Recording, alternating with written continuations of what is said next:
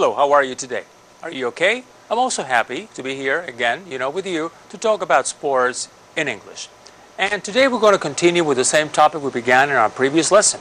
Maybe you remember we talked about an athlete's sports career. And we mentioned here, we referred in our previous lesson to two wonderful sportsmen, athletes in general. Cuban Mireya Lewis, former volleyball player, and also Usain Bolt, a sprinter from Jamaica. Today we're going to have an interview that was made with one of the best chess players in the world. His name is Nigel Short. He's from Great Britain, and we're going to be, listening to his interview, an interview that was made by one of our, specialists in sports. One of our journalists in Cuba, Aurelio Prieto, he made an interview with this player a few weeks ago in Panama City. And we've brought today part of this interview for you to, train your listening skills. We're going to be listening to this player, this chess player, who speaks British English. And I'm sure you're going to enjoy that. Well, what are we going to be learning about today? Today's content will be basically the language we need to use when we talk about the results of a sports event. This is going to be today's content. First of all, we're going to be talking about the results of a sports event, un evento deportivo. Fíjense la palabra event, acento en la última sílaba. Es un error también común de muchas personas que aprenden inglés, que hablan español, de acentuar en la primera, y eso no es correcto. Se pronuncia event. So, we're going to be talking about the results of a sports event. We're going to be talking about the highlight, el momento culminante, the highlight of a sports career. And we're going to learn how to give opinions about other competitors. In many cases, athletes, are asked to talk about other competitors, maybe sometimes about their opponents at a certain event. And in this case, in the interview you're going to watch today, you're going to find these three main communicative goals, three main communicative purposes. All right, let's see now the first image we have here on the screen. What can you see here? We can see here two very famous players, Garry Kasparov from Russia and Nigel Short from Great Britain. They held the World Championships match many years ago to decide who was going to be the winner of the world title in chess many years ago. As you can see, today we're going to talk about a sport that is not in the Olympic program.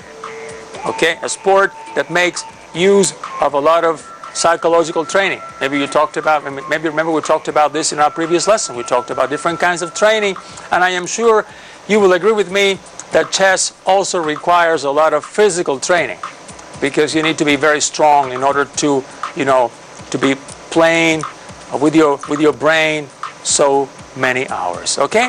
So then, this is going to be the first part of our interview is going to be based on this match. A match that took place in the early 90s between Garry Kasparov and Nigel Short for the world title in chess. Now, in this interview, Mr. Short talks about this match. This match, which is a series of games to decide, in this case, who the world champion will be. And Mr. Short talks about it. And I'm going to give you now three questions that I want you to answer once you listen to this section of the interview. Let's see. The first question is, according to Nigel Short, did Kasparov find the match easier or more difficult than he thought? My question again. According to, fíjense, según Nigel Short. Ese according to es según. Es la palabra que utilizamos, o sea, esa frase que utilizamos en inglés para el significado que en español se da cuando decimos según, es la opinión de alguien.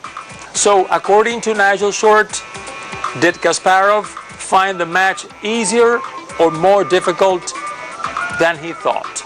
Easier, more difficult. Here we have two comparatives, all right? But in the case of easier, we're using the ending because it's a short adjective. In the case of difficult, we use more because it is a long one. You know this rule from before, all right? So then, did Kasparov find the match easier or more difficult than he thought? Let's see now. Second question is, what was the final score of the match? Score, puntuación. El resultado, la puntuación final de este encuentro de ajedrecista. Maybe you know that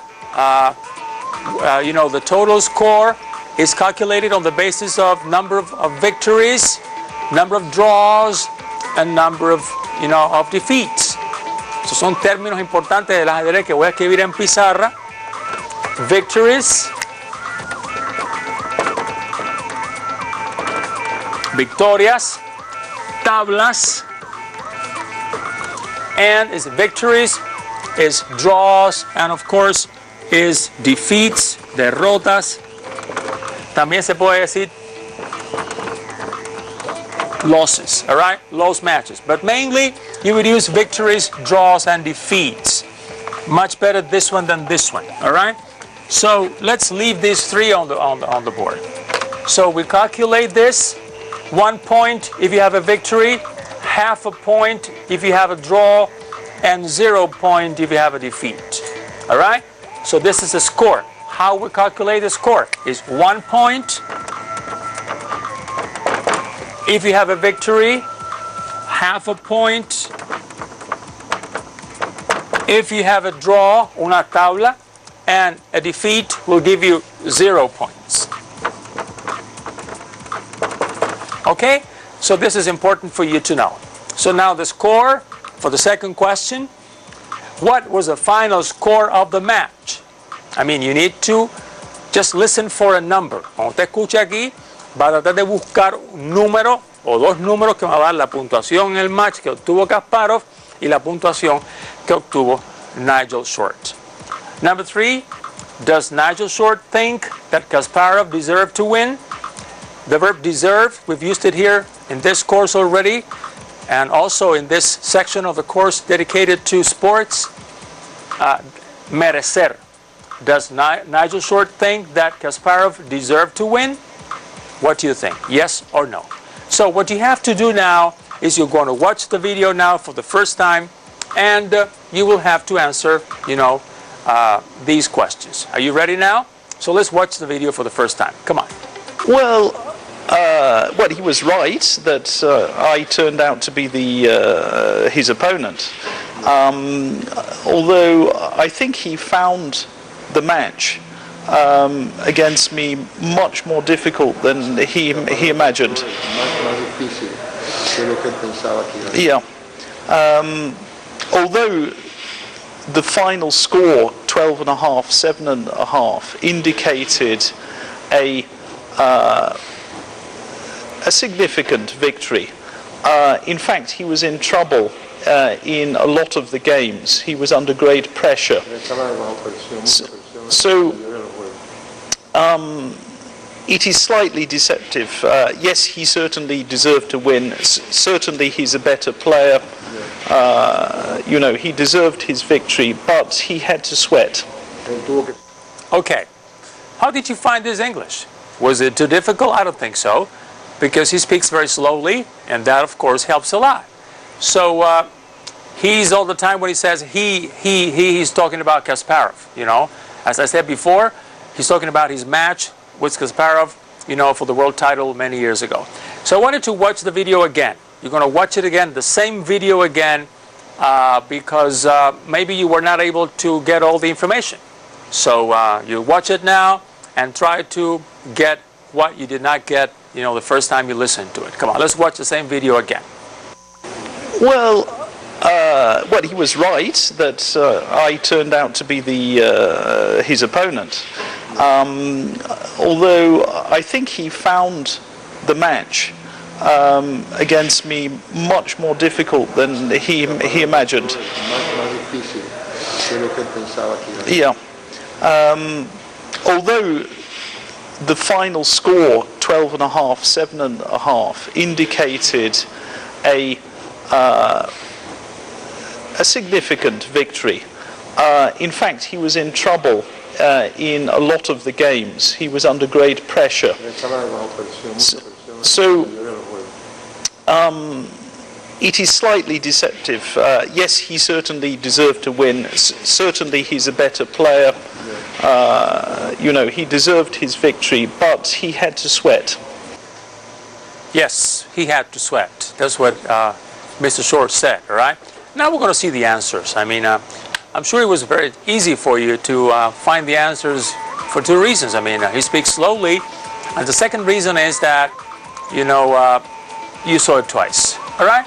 So the answers are, according to Nigel Short, Kasparov found the match more difficult.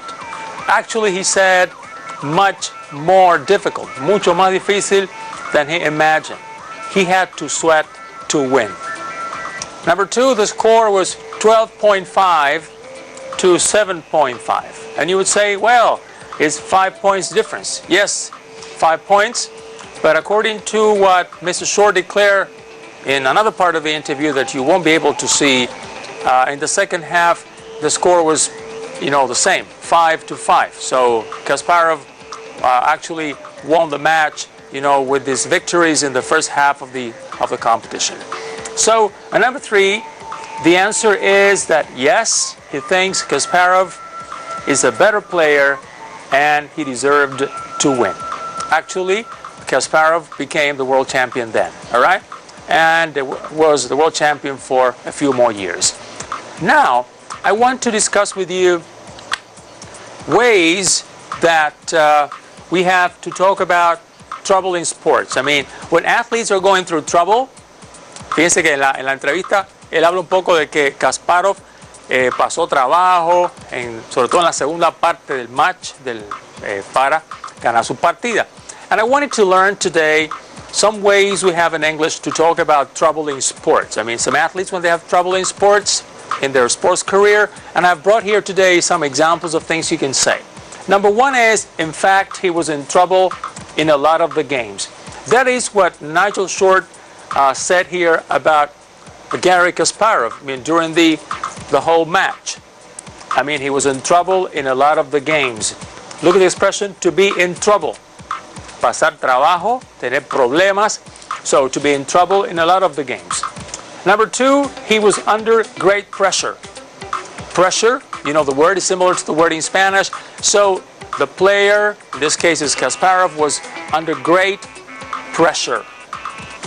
Gran presión. Y el resto de los ejemplos que tienen no son parte de la entrevista en sí, sino que son ejemplos que usted puede aplicar a otros deportes que usted conozca. So, number three is he had a couple of bad games. You can say this about a baseball player or a basketball player or, you know, players and competitors of different sports. He had a couple of bad games. Let's look at the screen now. He had a couple of bad games. That's number three. Again, a couple does not mean two. A couple means maybe 2, 3, you know, algunos. Sería, tuvo algunos juegos malos. A couple of algunos, similar to some. Okay? Number four, I was in the middle of a slump. Slump es una palabra que se usa mucho en el béisbol. Está en un slump, es que está en una racha mala. A slump es una racha mala en el deporte. So the word is, you know, the word is slump. So I was in the middle of a slump. And I say I, could have been he was in the middle of a slump or she was in the middle of a slump. So slump is a word that maybe, you know, is one of the words that we have in, you know, we have brought to Spanish coming from English when we talk about sports. Okay? So then, number four, I was in the middle of a slump. Number five, she hasn't been playing at her best. No ha estado jugando a su mejor nivel. Okay? She hasn't been playing at her best. At one's best is an expression that we use to talk about high performance, you know, high level. Good. So that is another example way we have in English to talk about trouble in sports. Then his performance today left much to be desired. Y usted dirá, eso es español. Bueno, es que es la estructura, tal y como decimos en español, dejó mucho que desear. Es exactamente igual, se dice igual esa expresión en inglés. Left much to be desired. And then he's been going through the worst moment in his career. Está pasando por el peor momento en su carrera. So these examples here, refer to trouble, athletes go through in their sports career. These are different ways we have to talk about this. Maybe you would need maybe another 30 seconds to copy. So I'll give you now some time to copy what you haven't copied yet. Come on, let's copy.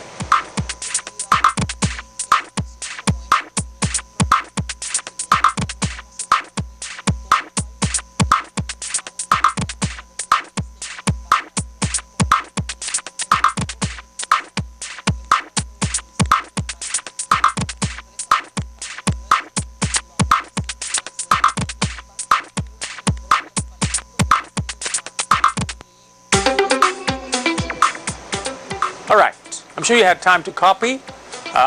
Anyway, now we're going to go to another task. It's going to be another listening task. Let's watch on the screen what you have to do now. This is the question that I'm not going to ask you when you say, what's your opinion? I'm not asking you. It's what the journalist asked Mr. Short. Okay? What's your opinion about your semifinal match versus Karpov? Semifinal. And then he would say, what's the semifinal? What's the final? The semifinal is the match before the finals. ¿Okay? O sea que en este match que ustedes vieron inicialmente, un poquito para explicarles rápido en español, el match por el campeonato mundial era entre Kasparov y Short, pero para que Short pudiera llegar a discutir ese campeonato con Kasparov, tuvo que inicialmente jugar con Anatoly Karpov, que era, y aún lo es, un muy famoso ajedrecista ruso que fue también campeón mundial. All right? So then, this is what you have to do. I mean, you have to take here which of these four opinions were given by Mr. Short. What's your opinion about your semifinal match versus Karpov? A, it's the highlight of my chess career. Highlight, momento, cumbre.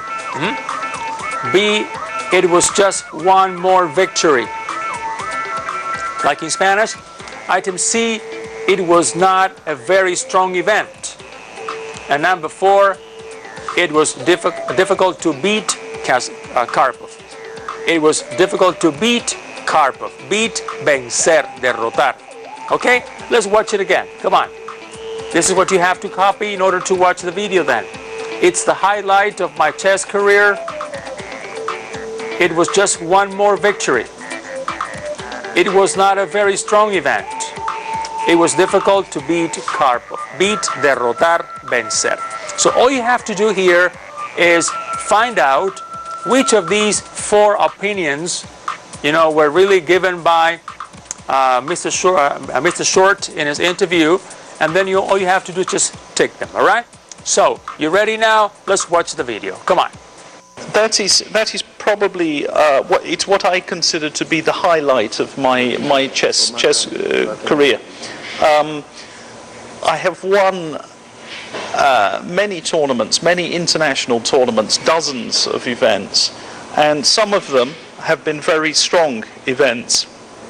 But that doesn't compare with the difficulty of beating a chess legend like Anatoly Karpov.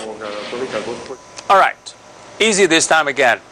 We're lucky that Nigel Short speaks so slowly, because then we're able to understand much better, than if he spoke faster. All right. So then let's watch the answers on the screen. So the correct answers were items A and D. So for Mr. Short, beating or competing versus Karpov was the highlight of his chess career. Chess, ajedrez. Si no se han dado cuenta ya, significa ajedrez. So that was the highlight of his chess career. And then item D, it was difficult to beat Karpov. I suppose it was. All right? So this is the answer to the exercise. Now we're going to read now on the screen all he said here. Let's see. So this is about the short Karpov match. Let's look at the screen now, and you're going to find here all the information, all he said here. As we said in our previous lesson, sometimes when you transcribe spoken language, you see that there are some incorrections, things that happen when people are talking and then, they think about something else and they change the course of their, conversation. So here, that is probably, it's what I consider to be the highlight of my chess career. I have won many, he says, tournaments. It could be tournaments, cualquiera de los dos son posibles. Tournaments or tournaments. Many international tournaments, dozens of events. Dozens. En inglés, cuando la persona se refiere a decenas, pero no porque cuenta en 10, sino porque se refiere a un grupo, a una cantidad determinada de cosas, utilizan la docena, más que en español, que utilizamos las decenas. Entonces diríamos aquí, he says dozens of events, que son docenas de eventos. En español diríamos decenas de eventos. And some of them have been very strong events. But that doesn't compare with the difficulty of beating a chess legend like Anatoly Karpov. Legend, leyenda, I think he's a legend. Karpov is a legend, all right? That is what Nigel Short said about his match with Anatoly Karpov, all right? But here when he talks about, when he says, that was the highlight of my chess career, he's talking about the peak of his career. He's talking about the peak of his career as a sportsman, as a chess player, and in this case, we're going to talk a little bit more about this, about the peak of an athlete's sports career. Let's see. Here we're talking, about this. We have examples here of how to talk about this, how to assess this moment in which, an athlete is at his peak in terms of, his competitive results, all right? So then, talking about the peak of one's sports career, we have here, first of all, what Mr. Short said. That was the highlight of my chess career. Number 2, I achieved my personal best in that event. Achieved, recuerden que habíamos dado la palabra achievement, que era logro. Ahí es logré, es un verbo lograr en pasado. Logré mi mejor resultado personal. My personal best. Personal best is an expression that is used a lot in sports. Maybe if you're watching athletics at the Olympic Games or at the World Championships, you would see PB. Va a aparecer en pantalla muchas veces en lo que se pone debajo. Cuando se está transmitiendo un evento deportivo, sobre todo en el atletismo, aparece PB, que significa personal best, es su marca personal, y también aparece una que es SB, que es season best, es la mejor marca de esa temporada deportiva. So you will see PB and SB, PB, personal best, SB, season best. All right? So then, he had never played at such a high level before. He had never played at such a high level before. I think you understood this very well. Number 4, she outdid herself. Ella se superó a sí misma. She outdid herself at every tournament she competed in that year. Once again, she outdid herself at every tournament she competed in that year. All right? This is another way. And then he was the top athlete in his event in that season. He was the top, el mejor, top, el deportista que estaba al más alto nivel. He was the top athlete in that event in that season. So you've learned here, so far, how to talk about problems in sports, and now we've been talking about the highlights of an athlete's sports career. I'm going to give you now a few seconds to finish copying this, and then I'm going to go on with the next task. Come on, let's watch.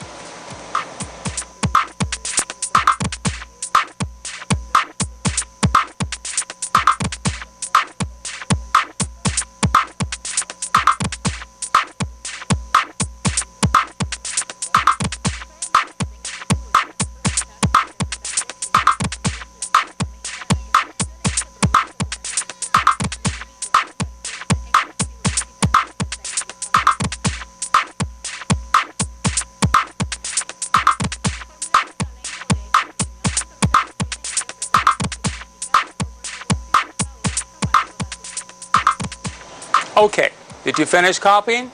I suppose so. Now we're going to watch another segment of the video of the interview, and of course you're going to have a task, that would allow you to maybe understand a little bit better. So in this part of a video that you're going to watch, you're going to see the first part of the answer that Nigel Short gives to this question. Who has been the best player of all times? Who has been the best player of all times? And when you read this, you have here on the screen, you have two names. You have Garry Kasparov and you have Bobby Fischer.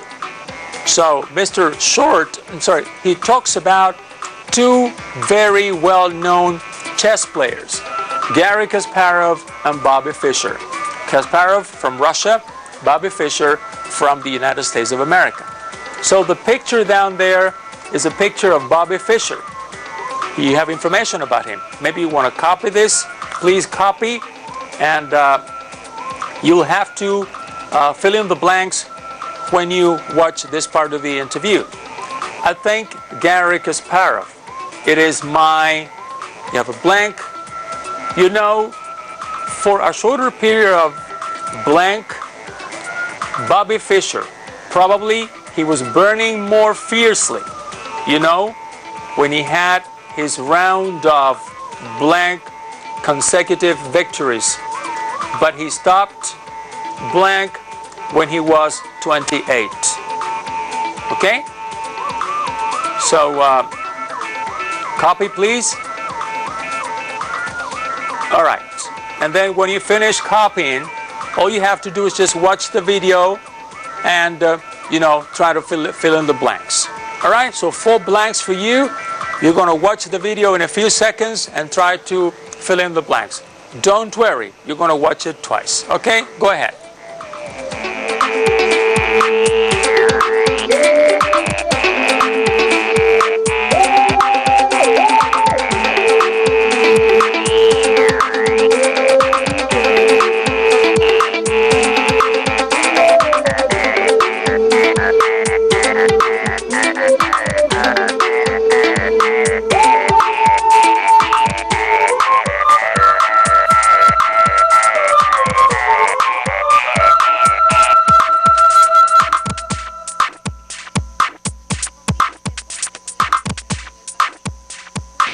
Well, I think Garry Kasparov.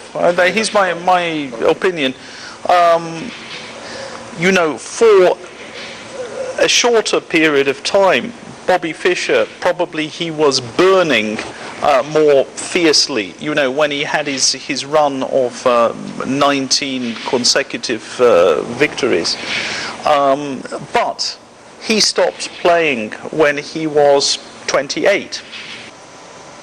Okay, so only 4 words, but maybe you need another time. I'm sure it will be much easier for you if you have the possibility to watch it again. I just want to help you a little bit. In the third blank, he had his round of, and you have a blank, consecutive victories. What you need to have here is a number. So the third blank needs to be filled out with a number. Okay? Then the last blank calls for what? For a verb in an ing form. Fíjense, en el último espacio en blanco lo que hay que poner es un verbo con su forma de ing, porque el verbo stop le está pidiendo que eso es lo que viene detrás. And then, as I said before, number 3 is a number. So, ready now to watch it again? Okay, so watch it again and complete the task. Come on. Well, I think Garry Kasparov. He's my opinion.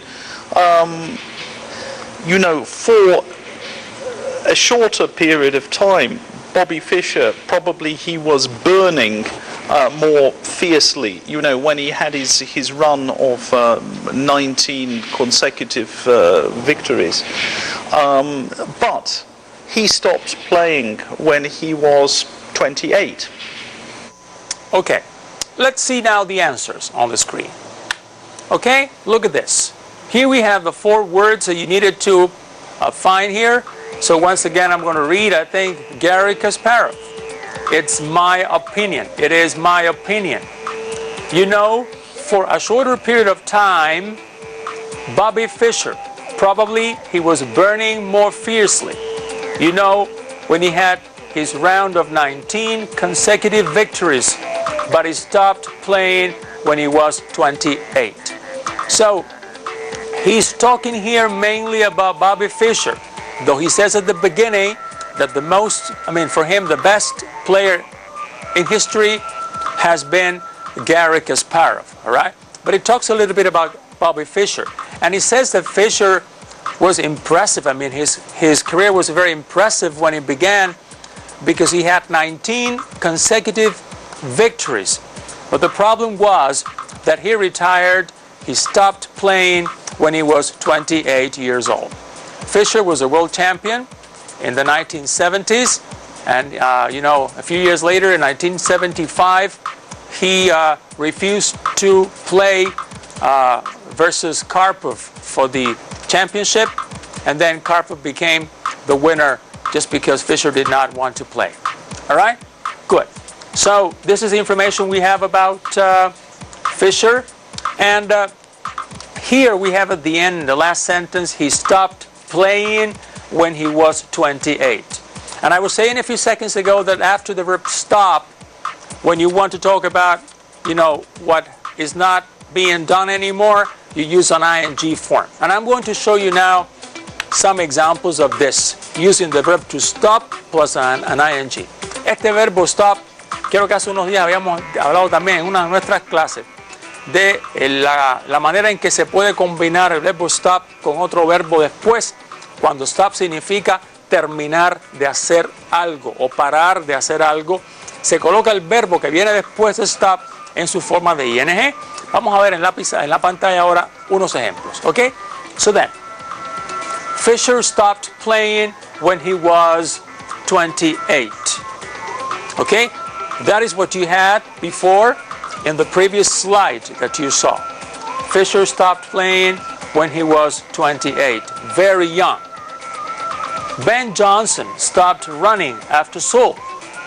Maybe you remember that we talked about Ben Johnson, a Canadian sprinter who was disqualified at the Olympic Games in Seoul because he was using, non-authorized drugs. I mean, he was doped. And then again, Ben Johnson stopped running. Dejó de correr. Fischer dejó de jugar. Ben Johnson dejó de correr. Y Juan Torena dejó de competir. Juan Torena stopped competing as a result of an injury. Okay? Como resultado de una lesión. We have used the word injury before, so it is not a new word for you. So we have tried to incorporate here in this lesson, in which we've been talking mainly about chess today, some other examples, of the application of the rule stop plus ing in this context of sports. All right? So then, Fischer stopped playing when he was 28. Ben Johnson stopped running after Seoul, and Juan Torena stopped competing as a result of an injury. You know that, that he was the Olympic champion in 1976, where he won 2 gold medals, and then he came to the Olympics in Moscow in 1980 after lots of injuries, and he was able to win only the 4th place in the 400-meter race. All right, that is the story. The history as well of Juan Torena and why he had to stop competing so early. All right, so let's see now. I want to show you now, the second part of this question, in which Mr. Short talks about the best player, the best chess player ever in the history of chess. And you know that he said at the beginning that it was Garry Kasparov. Now we're going to do the following. Here you have, what Mr. Short said about Kasparov, and you also have to, fill in some blanks here.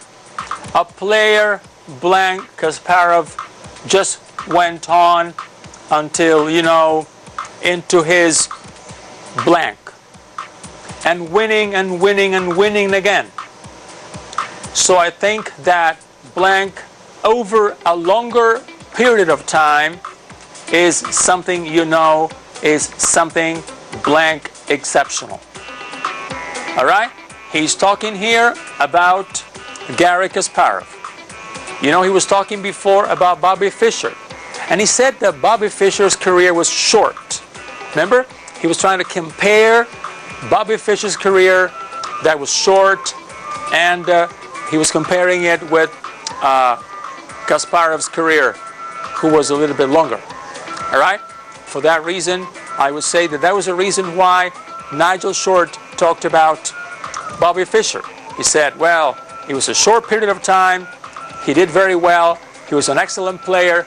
Maybe if he had played longer, if he had continued playing for more time, he would have considered Bobby Fischer as the best player ever. But he didn't. I mean, he stopped in he stopped when he was 28, and I have to say that he died only a few years ago. Bobby Fischer died. He passed away, I think it was about 5 years ago. All right? So, again, let's copy this. Vamos a darle un tiempecito para que usted copie este ejercicio en el que aquí está lo que usted tiene que completar. Yo lo voy a dejar ahora en compañía de la imagen y la música para que ustedes copien.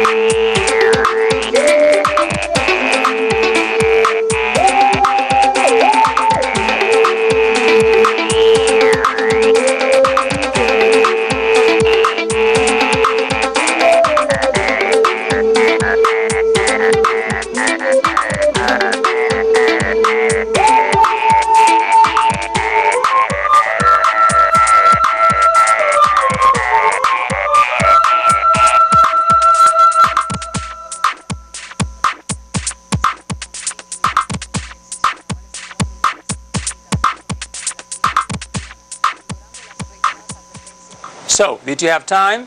I'm sure you did have time. I mean, sometimes we give you more time because we believe that, what you have to copy is longer and you need some extra time. Sometimes you may say, why is he giving me, such a short time to copy this? Sometimes we are quite tight in terms of time and we don't have enough time to give you. We apologize for that. But this time, you got the time you needed, I'm sure. You got, I would say, enough time to do all the tasks you were supposed to do, in terms of copying, all right? So now that you have copied the task, I want to give you the chance now to watch this part of the interview. Remember, he had talked about Bobby Fischer before, and now he's going to talk only about Kasparov, all right? And he will make a comparison with Bobby Fischer's career that was shorter, and we'll see now what he says about Kasparov. Are you ready to watch it now? Don't worry much. You're going to watch it twice. This is going to be only the first time. Come on, go ahead. A player like Kasparov just went on until, into his 40s, and winning and winning and winning again. So I think that record over a longer period of time is something, it's something really exceptional. Yeah, it's more. Okay, so did you have time to, find the words? Maybe it was not a matter of time, it was a matter of understanding. But again, Mr. Short speaks slowly with his British accent, which I hope is not causing you trouble. And, well, you're going to watch, same video in a few seconds again, so don't worry much about it. So let's analyze now some help I can give you. In the first case, a player blank Kasparov. So the word here in the first blank would be a word that you would need to use to connect player with the word Kasparov. I mean, maybe that may help you a little bit. Now, in the second blank, we're talking about age.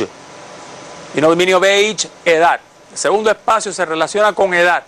Remember that when he talked about Bobby Fischer, he said that Bobby had retired when he was 28. That was a short career. And now he's trying to say something about Kasparov. He's going to say, maybe how old he was, or how much time or how longer, in his sports career he took, after he won the World Championships. So then, and winning and winning and winning again. So I think that period, and that is introducing a noun. Okay? That over a longer period of time is something, is something blank exceptional. Okay? I agree, is exceptional. And now you're going to watch it again to try to complete the task if you haven't been able to do it yet. Okay, come on, go ahead. A player like Kasparov just went on until, into his 40s. And winning and winning and winning again. So I think that record over a longer period of time is something, it's something really exceptional. Yeah, it's more. Okay. Finished? Yes. Let's watch it. So a player like Kasparov just went on until, into his 40s. A player like, un jugador como Kasparov, eso es lo que quiere decir ahí. A player like Kasparov just went on. Went on is the past tense of go on. And I'm going to write on the board the conjugation for this verb. To go on is the present. Continuar. Go on means continue. So go on is the present tense. And then went on is the past tense. We know that in English we have a lot of verbs, that need two words, to convey a meaning. And that is the case of go plus on. Go on, meaning continue. Went on, the past tense of go on, and the participle is gone on. This is the past participle. Okay? Go on, went on, gone on. All right? The same verb, but conjugated in different tenses or in different forms. Like go on, went on, and gone on. All right? That is what he's saying here about Garry Kasparov. Unlike Bobby Fischer, who finished his career as early as the age of 28, Kasparov went on until, into his 40s, all right? Let's see now on the screen, the rest of the answers. 40s, sus 40, all right? Kasparov was born in 1963, okay? So Garry Kasparov was born in 1963, 63, and so he's now 47 years old, all right? So he's still a young man, but he stopped competing, he stopped playing in the year 2005. So Kasparov became world champion when he defeated Karpov in the 1980s, and then he continued to, continue playing until the year 2005, and according to what I have read, he's no longer, playing now. Nigel Short is still competing. The guy who was, this player who was giving here the interview. All right? So then, winning and winning and winning again. So I think that record over a longer period of time, record la palabra la usamos en español igual. Over that longer or over a longer period of time is something, is something really exceptional. Is something really exceptional. I think so. I think it's difficult, for a chess player to remain at the top, for so long. It's a sport that requires a lot of mental effort, and as you know, when you use your brain too much, then it may get tired.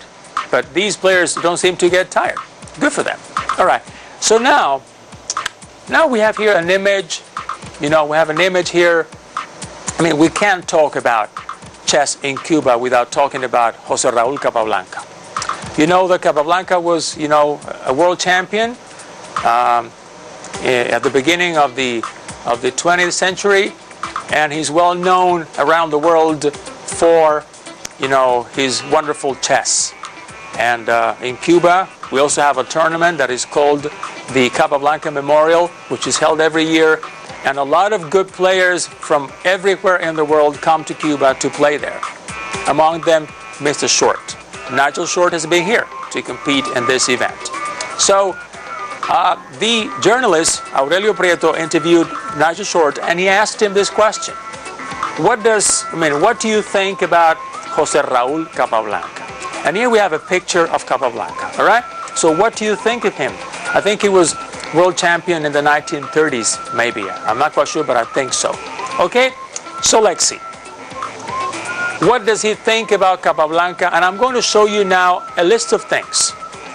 Usted va a ver una lista ahora de posibles opiniones que este ajedrecista, Short, el inglés, pudo haber dicho cuando él hizo la entrevista. Usted verá el segmento de la entrevista y entonces podrá determinar cuáles de esas opiniones que yo les voy a poner en la pantalla fueron realmente dichas por él y cuáles no. Okay, let's see. So, let's copy while you read.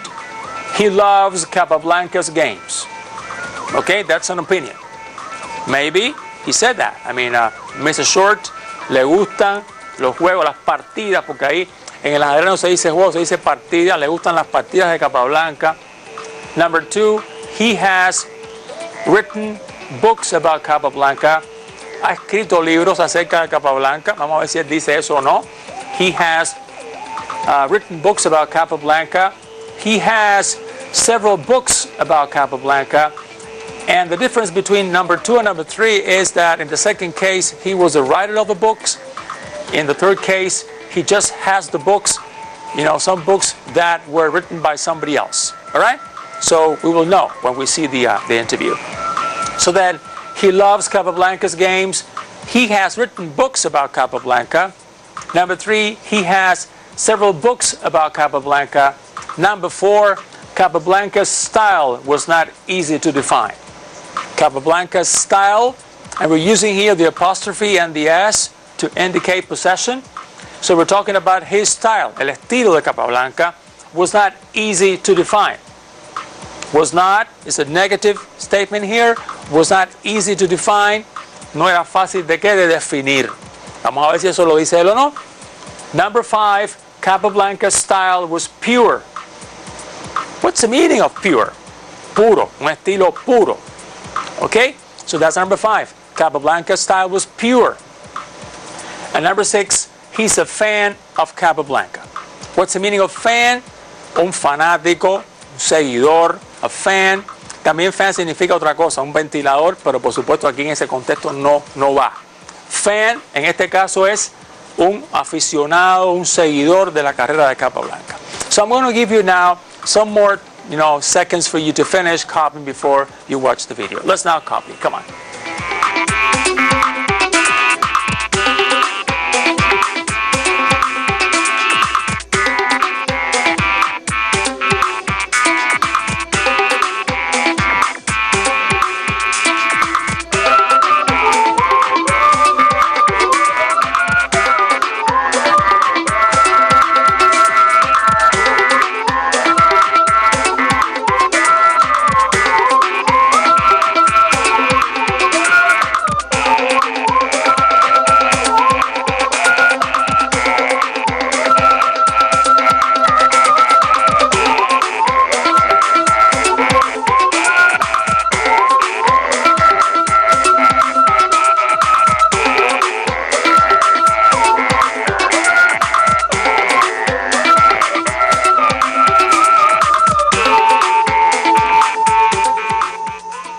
So, ready now to watch the video? Come on, let's watch it. I love his, I love Capablanca's games. I've got lots of books actually on Capablanca's. There's a purity about his chess. This is what I like, and a sort of effortlessness, and of course he was a very classical player. So I'm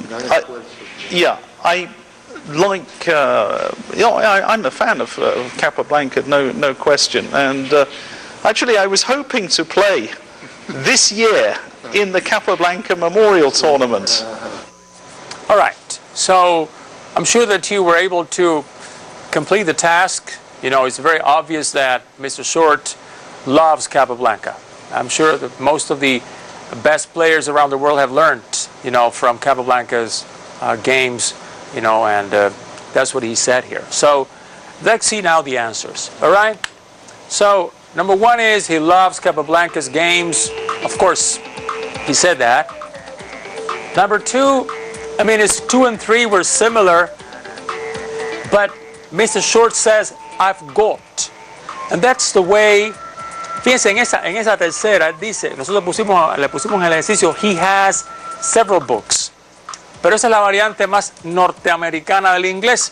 En la variante británica, que es la que él utiliza, él dice, I've got several books. I've got, which means I have. It's the same thing, but it's more of the British way, you know, to say that than the American way. All right? So then, I've got several books about Capablanca, which means he has several books about Capablanca. Number 4, no, he doesn't say anything about, you know, being it difficult to define Capablanca's style, but he did say that there was a lot of purity in his, let's say, in his games, because his games were pure and classical. O sea, si se habla que son de un estilo clásico y puro, es muy difícil poder decir que es difícil de definir, porque si se habla de que es clásico, tiene determinado ya un estilo que está, vamos a decir, bien definido. And then, number 6, he's a fan of Capablanca. You know? I mean, he said it. And he obviously admires Capablanca very much. So in today's lesson, we have learned some words, which are now on the screen. And the words are match and game. Match is a number of games. A game es una partida. Match es un grupo de partidas. Score, la puntuación. Highlight. And then we also learned how to say derrotar, which is beat. We learned the words victory, defeat, and draw. And we learned this combination of stop plus an ing form in terms of grammar.